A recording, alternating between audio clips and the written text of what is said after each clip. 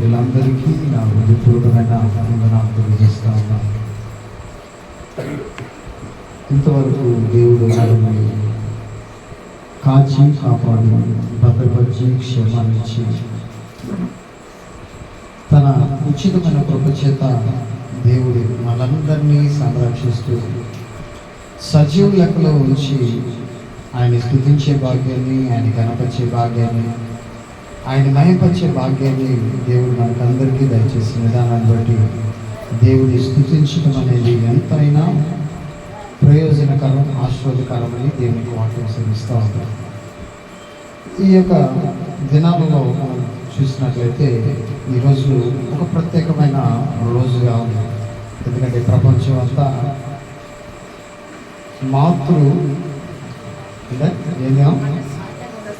Mothers day, తెలుగులో మాతృ దినోత్సవం. అంటే ఈ తల్లి యొక్క పాత్ర ఎంత ప్రాముఖ్యమైందో పరిశుద్ధ గ్రంథమే కాదు, లోకం కూడా. ఇప్పుడు లోకంలో చాలామంది ఉన్నారు, దేవుడు లేడని చాలామంది అంటారు, కానీ తల్లి లేదు అనేవాళ్ళు ఎవరు ఉండరు. అవునా? ఏ భాష అయినా, ఏ వర్గమైనా, ఏ జాతి అయినా, ఏ కులమైనా, ఏ మనుషుడైనా తల్లి లేకుండా, అమ్మ అనే పదం వాడకుండా ఎవరు ఉండరు. ఈ రోజున ఈ యొక్క మదర్స్ డే సందర్భంగా తల్లిని ఎలా సన్మానించాలి?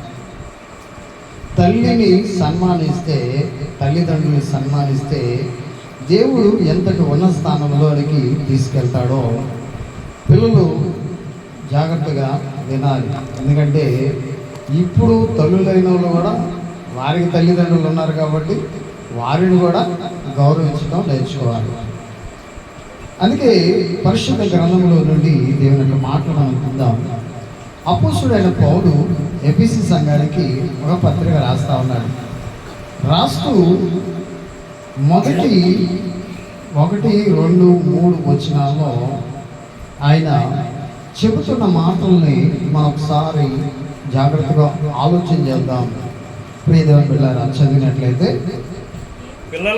పిల్లలారా ప్రభువునందు మీ తల్లిదండ్రులకు విధేయులై ఉండుడి. ఇది ధర్మమే. నీకు మేలు కలుగునట్లు నీ తండ్రిని నీ తల్లిని సన్మానింపు. అప్పుడు నీవు భూమి మీద దీర్ఘాయుష్మంతుడు అగుదువు. ఇది వాగ్దానముతో కూడిన ఆజ్ఞలలో మొదటిది. చిన్న ప్రార్థన చేసి వాక్యాన్ని ధ్యానం చేద్దాం. మహాపరిశుద్ధుడా, మా ఘనమైన తండ్రి, కృప కలిగిన దేవా, సర్వశక్తిమంతుడా, నీ కృప కలిగిన నామానికి, దయ కలిగిన నామానికి, శ్రేష్టమైన నామానికి వందనాలు, స్తుతులు, స్తోత్రాలు ప్రభా.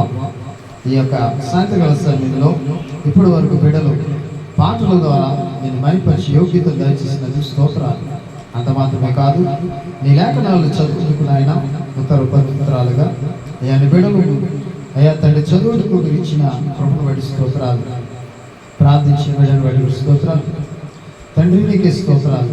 అయ్యా కొద్దిసేపు నీ వాక్యం వినాలని మేము ఆశపడుతుండగా మీరే మమ్మల్ని బలపరచండి. అయ్యా నీ వాక్యం చేత మీరు మనతో మాట్లాడి సమస్తములు ఇచ్చిన దాన్ని బట్టి నడిపించి మీరు మమ్మల్ని బలపరచమని మా ప్రభు రక్షకుడైన యేసయ్య నామములో వేడుకొచ్చు ప్రార్థన చేస్తున్నాము తండ్రి, ఆమేన్. ప్రియమైన దేవుని బిడ్డలారా, ఇక్కడ మనం గమనించినట్లయితే తల్లి అనేది కుటుంబంలో ఒక ప్రాముఖ్యమైన పాత్రగా దేవుడు కూడా గౌరవిస్తూ ఉన్నాడు. దేవుడు కూడా బైబిల్ గ్రంథంలో చూపిస్తూ ఉన్నాడు. ఎలా అనేది మనం చూస్తే యేసు ప్రభువు తల్లి అయిన మరియ, ఆయన శిలువలో ఆయన వేలాడుతూ 3వ మాటగా మాట్లాడుతూ ఉన్న మాటని మనం చూస్తే, తల్లి యొక్క బాధ్యతని ఆయన గుర్తు చేసుకుంటూ, తల్లి యొక్క ప్రేమని ఆయన జ్ఞాపకం చేసుకుంటూ, ఆయన మరణమవుతూ కూడా, ఆ శిలువ పైన వేలాడుతూ కూడా తన తల్లి యొక్క బాధ్యతను తన ప్రియమైన శిశువుడైన యోహానుకి అప్పగిస్తున్నట్లు మనం చూస్తా ఉన్నాం. అంటే దీన్ని బట్టి ఏం చేయాలంట? పిల్లలు ప్రభువునందు నీ తల్లిదండ్రులకు ఏముండాలంట? విధేయులై ఉండుడి అంటాడు ఇక్కడ. తల్లిదండ్రులకి ఏమవ్వాలంట? ఏమండాలమ్మా? విధేయత. విధేయత అంటే ఏంటి? ఇప్పుడు మీ అమ్మ రేణుకా గారు ఏదైనా పని చెప్పింది అనుకో,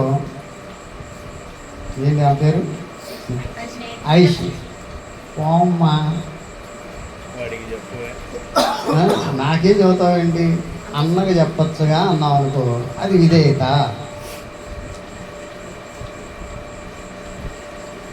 ఐసు ఉదాహరణకే నేను చెప్పేది అంటే ఏంటి?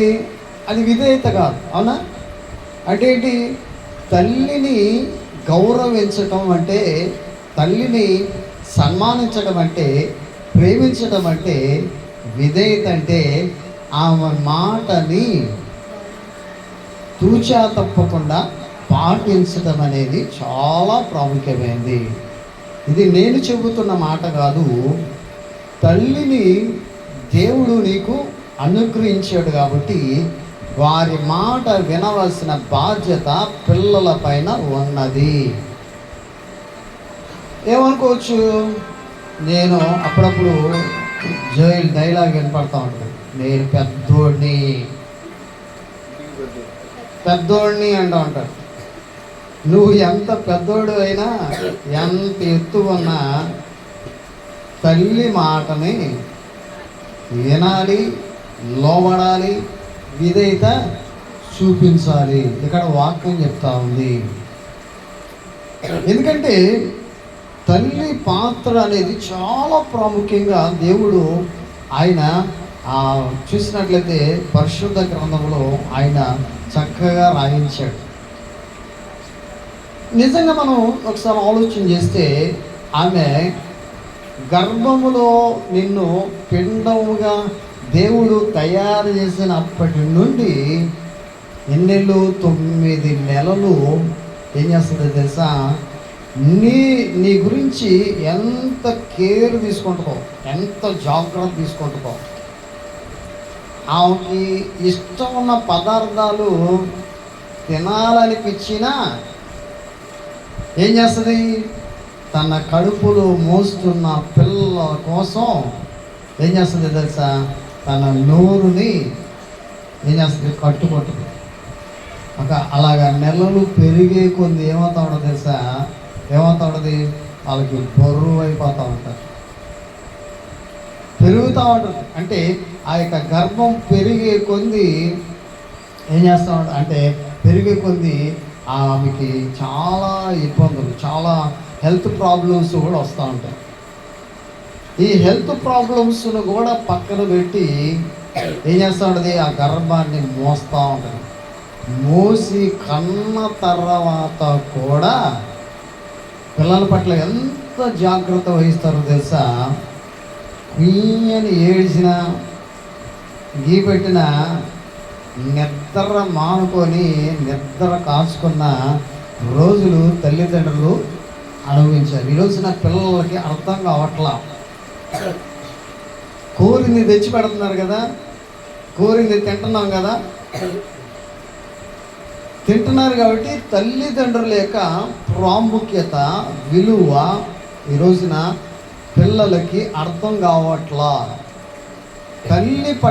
తల్లి పడిన ప్రయాసని ఒక్కసారి, ఎందుకంటే ఆ ప్రయాసని యేసు ప్రభువు కూడా జ్ఞాపకం తీసుకున్నాడు కాబట్టి ఆయన చివరి శ్వాస తన ప్రాణం పెడుతున్నప్పుడు కూడా ఏం చేశాడు చూడండి? తల్లి గుర్తుకి జ్ఞాపకం చేసుకున్నాడు. ఆ సమయంలో ఆయన వచ్చిన ఉద్దేశం ఏంటి? లోకములో ఉన్న ప్రతి మానవుడి కోసం, ప్రతి ప్రాణి కోసము ప్రాణం పెడతానికి, వారి కోసం విమోచన, విడుదల దయచేయడానికి ఆయన కలవరిగిరిలో ఆకాశానికి భూమికి నడి మధ్యలో వేలాడుతూ ఉన్నాడు. ఆ వేలాడుతూ కూడా ఏం చేశాడు? తల్లిని ఏం చేస్తున్నాడు తెలుసా? ఆ హైలైట్ చేస్తూ ఉన్నాడు, తల్లిని జ్ఞాపకం చేసుకుంటా ఉన్నాడు. ఈ రోజున పిల్లలకి తల్లి యొక్క విలువ అర్థం కావట్లా. తల్లిదండ్రుల యొక్క విలువ ఈ రోజున పిల్లలకి తెలియట్లా.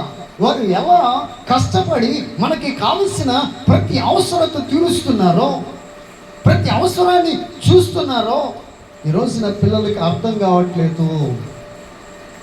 దేవుని యొక్క వాక్యము సెలవిస్తూ ఉంది, మీ తల్లిదండ్రులు మీ తల్లికి ఏం చూపించాలంట?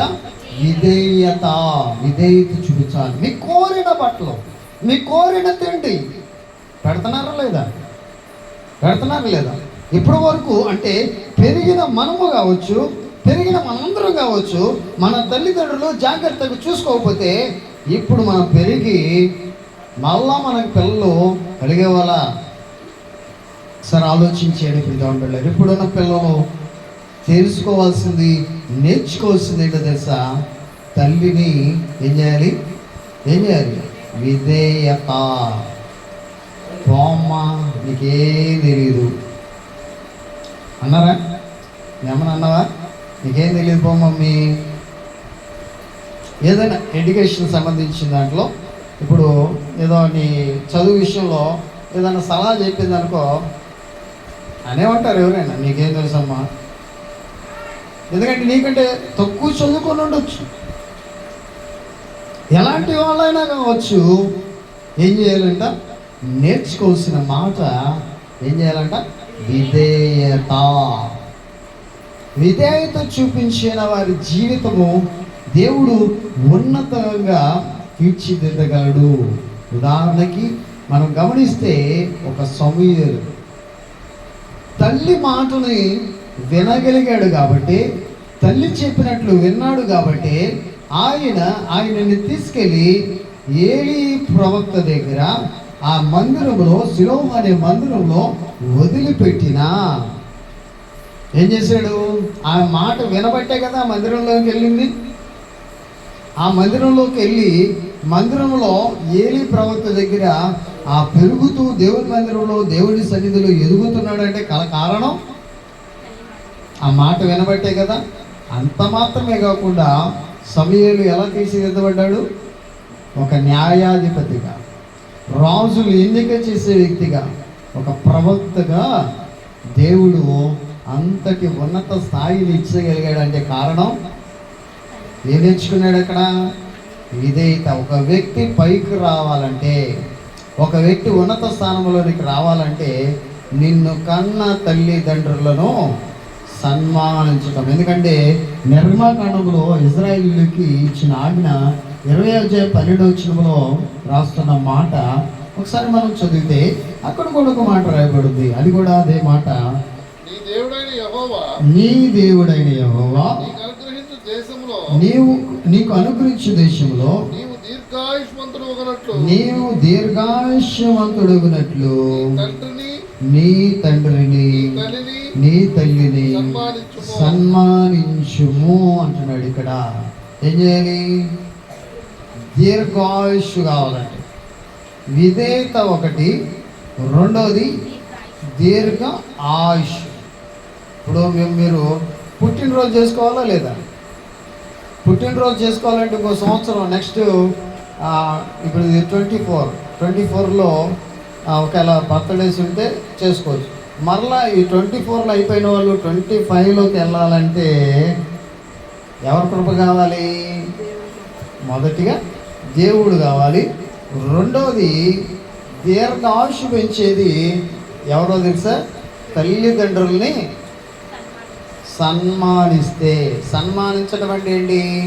వారి యొక్క మాటను గౌరవంగా, వాళ్ళ మాటని పెడచేలు పెట్టకుండా విధేయత చూపిస్తూ వాళ్ళ మాటలు విని వారు ఏది చెప్తారో అది చెయ్యగలిగితే ఎక్కడ భూమి మీద దీర్ఘాయుష్మంతుడు. అందుకే అపోస్తుడైన పౌలు నిర్గమకాండములో 20వ అధ్యాయం 12వ వచనములో చెప్పిన మాటనే ఇక్కడ 6వ అధ్యాయం 2వ వచనములో చెప్తా ఉన్నాడు. ఏమన్నాడు ఇక్కడ కొద్దిగా ఆయన విఫలంగా అర్థమయ్యేటట్లు చెప్తున్నాడు. ఏమని? నీకు మేలు కలుగునట్లు. ఏంటంట? మేలు పొందాలంటే, మేలంటే ఏదైనా కావచ్చు, ఏదైనా చదువుల్లో కావచ్చు, ఆటల్లో కావచ్చు, దేంట్లో ఉద్యోగాల్లో కావచ్చు, నీ జీవిత కాలంలో ఏదైనా మేలు కావాలంటే మొదటిగా మేలు చేసేది మన ప్రభు అయిన యేసుక్రీస్తు అయితే, రెండవది మేలు నీ జీవితంలో జరగాలంటే నీకు మేలు కలుగునట్లు ఏమన్నాడు ఇక్కడ? నీ తండ్రిని తల్లిని సన్మానించుము. గౌరవించటం నేర్చుకోవాలి. నీ తల్లిదండ్రులు చదువు రానవచ్చు, లేకపోతే నీకన్నా అందంగా లేకపోవచ్చు. చాలామంది, ఎందుకంటే చాలా సందర్భాల్లో చూసినట్లయితే కొంతమంది చెప్తా ఉంటే వింటూ ఉంటాం. ఇప్పుడు తల్లిదండ్రులు ఏం చేస్తారంటే ఆ పాచి పనో ఇళ్లలో పని చేర్చుకొని వాళ్ళ పిల్లల్ని చక్కగా ఉన్నతమైన స్థానంలో ఒక ధనవంతులు చదివే ఒక మంచి కాలేజెస్లో చేర్పిస్తే, ఆ కాలేజీలో చేర్పించినప్పుడు వాళ్ళ అమ్మ చూడటానికి వెళ్ళినప్పుడు ఒక పిల్లందంట, అన్నీ ఆమె కావాల్సిన అన్నీ వండుకొని వెళ్ళినప్పుడు ఎవరు ఆమెని తోటి స్నేహితులు అడిగితే ఏం చెప్పిందో తెలుసా? ఆమె మా పని మనిషి అని చెప్పింది. ఆ పని మనిషిని చెప్పినప్పుడు ఆ తల్లి ఏం చేసింది? అక్కడ ఏం మాట్లాడాల. ఇంటికి వచ్చి ఏం చేసిందంటే దుఃఖపడి కొద్దిగా ఏడ్చింది.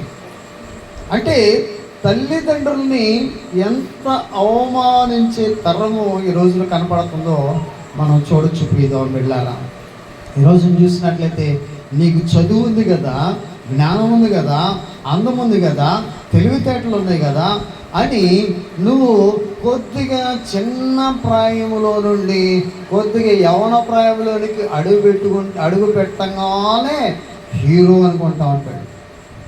తల్లిదండ్రులు నిజమైన హీరోలు అని తలంచకుండా ఎవడో హీరో అంటూ ఉంటాడు. అవునా? ఒక క్రికెట్ ఆడేవాడు నీకు హీరో, వాడిని ఏదో కళ్ళు ఆర్పకుండా చూస్తూ ఉంటావు తప్ప మీ నాన్నని మీ అమ్మని ఎప్పుడైనా చూసారా? ఎప్పుడైనా పట్టించుకున్నారా? వారి కోసం ఏదైనా చిన్న పని చేసి పెట్టారా? ఒకసారి ఆలోచించేయండి.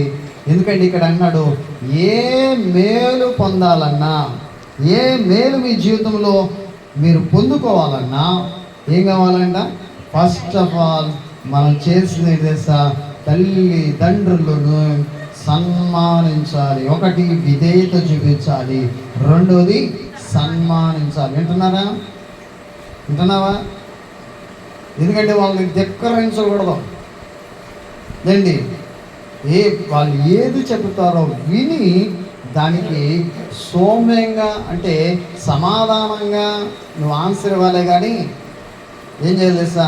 ధిక్కరించినట్టు మాట్లాడితే మేలును కోల్పోతాం, ఆశీర్వాదాన్ని కోల్పోతాం. అలాంటి ఆశీర్వాదాన్ని కోల్పోయి చాలామంది ఒక ఉన్నతంగా జీవించిన వారే, ఒక ఉన్నతమైన స్థానంలో, కారుల్లో, బంగ్లాలలో వారు చక్కగా అనిపించిన వారే బిచ్చగాళ్ళై రోడ్ల మీద తిరుగుతున్న వాళ్ళు ఎంతోమంది ఉన్నారు. వాళ్ళ తల్లిదండ్రులు గౌరవించక, వాళ్ళ తల్లిదండ్రుల మాట వెనకపోవటం వలన భూమి మీద దీర్ఘాయుష్మంతుడిగా ఉండి మేలు పొందవలసిన వారి జీవితం ఏమైపోయిందో తెలుసా? అడుక్కుండే స్థితికి వెళ్ళిపోయిన వాళ్ళు చాలా మంది ఉన్నారు. ప్రియదేవుని బిడ్డలారా, ఈ రోజున గమనించాలి. తల్లిదండ్రుల యొక్క ప్రాముఖ్యత, తల్లిదండ్రుల యొక్క విలువ ఈ రోజున గమనించాలని దేవుడు మనతో మాట్లాడుతూ ఉన్నాడు. ఈ యొక్క మదర్స్ డే సందర్భంగా ఎవరు తల్లిని చులకనగా చేయకూడదు, చులకన చేయకూడదు. బైబిల్ గ్రంథం కూడా చెప్తా ఉంది. ఎందుకంటే తల్లిదండ్రుల్ని సన్మానించాలని దేవుని యొక్క వాక్యం సెలవు. నీకు మేలు కలిగినట్లు నీ తండ్రిని తల్లిని సన్మానించు, అప్పుడు నీవు భూమి మీద దీర్ఘాయుష్మంతుడు అవుదువు.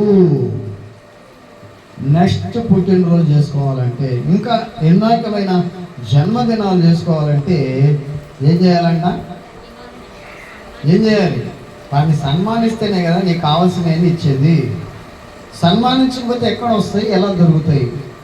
ఒకసారి ఆలోచన చేయండి. అందుకే ఇది వాగ్దానములో కూడిన ఆజ్ఞలలో ఏంటిదంట? ఇది మొదటిది, చాలా ప్రాముఖ్యమైన మొదటి ఆజ్ఞ అంటున్నాడు ప్రియదేవుని బిడ్డలారా.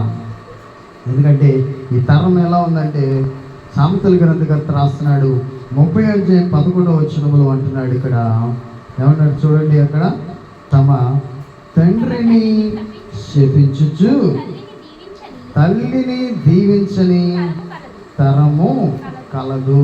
ఎలాంటి తరం ఉందంటే, ఇప్పుడు ఏం చేస్తున్నారంట? ఏందయ్యా నువ్వు మమ్మల్ని ఇసుకిస్తున్నావు, ఏంటమ్మా నువ్వు ఇసుకిస్తున్నావు అని ఏం చేస్తున్నారు వాళ్ళని? ఈ నాన్న ఎందుకున్నాడు రా బాబు, ఈ నాన్నకంటే ఇంకా ఇంకొకళ్ళ కడుపులో పుట్టింటే పోయేది కదా అని పిల్లలు తరం కూడా ఉందంట. అవునా కదా? నేను కానీ మంచి పిల్లలు గొప్పోడిగా పుట్టిండే పోయేది అనుకుంటాడు. అంటే ఈ తల్లిదండ్రుల్ని ఏం చేస్తున్నారంట? శపిస్తాం, దూషించటం, వారిని సరిగా చూసుకోకపోవటం అనే తరము కూడా ఉందని వాక్యము సెలవిస్తూ ఉంది ప్రియదేవుని బిడ్డలారా. ఇలాంటి తరములో ఉన్న పిల్లలు నేర్చుకోవాల్సింది ఏంటంటే, మీరు విధేయత చూపించాలి వారి పట్ల. అంత మాత్రమే కాకుండా వారిని ఏం చేయాలి? సన్మానించాలి, వారిని గౌరవించాలి, వారి మాట వినాలని దేవుని యొక్క వాక్యము స్పష్టంగా తెలియజేస్తూ ఉంది ప్రియదేవుని బిడ్డలారా. అందుకని పిల్లలైన ప్రతి ఒక్కరూ తెలుసుకోవాల్సింది ఏంటంటే, తల్లిదండ్రుల్ని ఏం చేయాలి? విధేయత చూపించాలి. నీకు మేలు కలగాలంటే నువ్వేం చేయాలి? సన్మానించాలి. ఎప్పుడైతే సన్మానిస్తామో ఏంటంట? భూమి మీద నీవు దీర్ఘాయుష్మంతుడు అవుదు అని దేవునికి వాక్యం సెలవిస్తూ ఉంది. ఈ రాత్రికాల సమయంలో ఒకసారి ఆలోచించేద్దాం. పిల్లలు తల్లిని గౌరవించడము, వారిని సంతోషపెట్టడము, వారిని ఆనందింప చేయటం అనేది చాలా ప్రాముఖ్యమైనదని దేవుని యొక్క వాక్యము సెలవిస్తూ ఉంది. అందుకే ఇక్కడ చూసినట్లయితే వారు ఎవరైతే వినరో వారి జీవితం ఏమవుతుందో కూడా ఇక్కడ దేవుని యొక్క వాక్యం రాయబడింది ప్రియదేవుని బిడ్డలారా. ఎందుకంటే వారి మాటలు మనం చూడొచ్చు. అంటే వినాలి, వినకపోతే వారి జీవితం ఏమవుతుందో తెలుసా? 20 అన్నాడు, తన తండ్రి అయినను తల్లినైనను దూషించు వాని దీపము కారు చీకట్లో ఆరిపోను. చూడండి ఎంత భయంకరమైన మాటలు ఉన్నాయో. తల్లిదండ్రులు మాటని వినకపోతే, అందుకే చాలా ఉన్నాయి. సామెతల గ్రంథకర్త 23:22 రాస్తాడు, నిన్ను కనిన నీ తండ్రి ఉపదేశమును అంగీకరించుము, నీ తల్లి ముదిమియందు ఆమెని నిర్లక్ష్యం చేయొద్దు అంటున్నాడు. ఇలా ఎన్నో మాటలు దేవుడు ఆ పిల్లలకి తెలియజేస్తా ఉన్నాడు ప్రియదేవుని బిడ్డలారా. తల్లిదండ్రుల్ని గౌరవించాలని, తల్లిదండ్రుల యొక్క మాట వినాలని దేవుని యొక్క లేఖనాలు సెలవిస్తూ ఉన్నాయి. అందుకని పిల్లలు ఏం చేయాలంట? తల్లిదండ్రులు మాట వింటేనే, ఆయనకి విధేయులు అవుతేనే మీకు మేలు జరిగింది. అంత మాత్రమే కాకుండా మీరు భూమి మీద దీర్ఘాయుష్మంతులు అవుతారు అని వాక్యం సెలవిస్తూ ఉంది. ఈ రోజున నీ ఆయుష్ దేవుడు పెంచాలంటే, నీ మంచి ఆరోగ్యం ఇవ్వాలంటే, దేవుడు నీ జీవితాన్ని ఆ ఉన్నతమైన స్థాయిలో నీకు తీసుకువెళ్ళాలంటే ఏమని నేర్చుకున్నాం మనం? విధేయత చూపించాలి. ఆ రీతిగా విధేయత చూపించలాగిన దేవుడు మనకి జ్ఞానాన్ని అనుగ్రహించును గాక. తలలోంచని ప్రార్థన చేద్దాం. ప్రభువా నాయన, ఇక్కడి నుంచి నువ్వు దేవునికి విధేయత చూపించే విధంగా, దేవుడికి మాత్రమే కాకుండా నీ తల్లిదండ్రులని ప్రేమించే విధంగా దేవుడు యొక్క వాక్యము సెలవిచ్చిన ప్రతి మాటను బట్టి ఏం చేయాలంటే దేవుడిని అడగాలి, ప్రభా ఇంతవరకు నేను నా తల్లిదండ్రులు నేను తెలియక వారి మాట వినలేదేమో, వారి మాటలకి పెడచేవిని పెట్టానేమో, వారి మాటలు నేను గౌరవించలేదేమో, వారిని సన్మానించలేకపోయాను ప్రభువా, వారి మాటని ధిక్కరించాను, వారిని దూషించాను అయ్యా. అయినా తండ్రి నాయన నువ్వు నన్ను అయ్యా దాన్ని ప్రేమిస్తున్న దేవుడు, అయ్యా నన్ను కరుణిస్తున్న దేవుడు. ఈరోజు వరకు నేను ఉన్నాను అంటే, ఈరోజు నేను బ్రతుకున్నానంటే కారణం అయ్యా నువ్వు మా తల్లిదండ్రులే, మా తల్లిదండ్రులు లేకపోతే నేను లేను ప్రభువా అని ప్రార్థించేద్దాం ప్రియ దేవుని బిడ్డలారా. ఎందుకంటే దేవుని యొక్క వాక్యము సెలవిస్తున్న మాటని మనం ఎప్పుడు ఎన్నడూ పెడచేయలు కట్టుకోడు, దానికి లోపడాలి, వారి మాట వినాలి. ఎప్పుడైతే మనం వింటామో భూమి మీద నువ్వు దీర్ఘాయుష్మంతుడవునట్లు నీ తల్లిదండ్రులు సన్మానించము, నీకు మేలు కలిగినట్లు నీ తల్లిదండ్రులు సన్మానించమని వాక్యం సెలవిస్తా ఉంది. ఎందుకంటే తల్లిదండ్రులు నిర్లక్ష్యం చేయకూడదు, తల్లిదండ్రుల మాట వినాలి, వారికి లోబడాలి. ఎప్పుడైతే వారి మాట వింటామో మన జీవితాన్ని కట్టుకోగలం, మన జీవితాన్ని మార్చుకోగలం. ప్రార్థించేద్దాం, ప్రార్థన పూర్వకం.